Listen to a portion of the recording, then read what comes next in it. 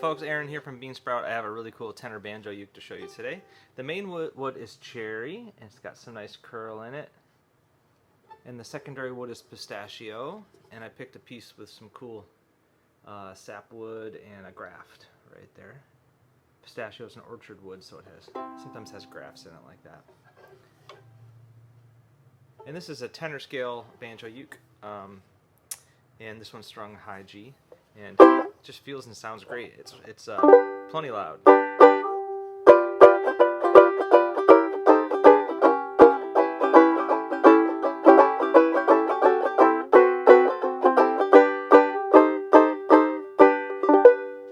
Very cool. So this is my last instrument for November. Number 998. Cheers.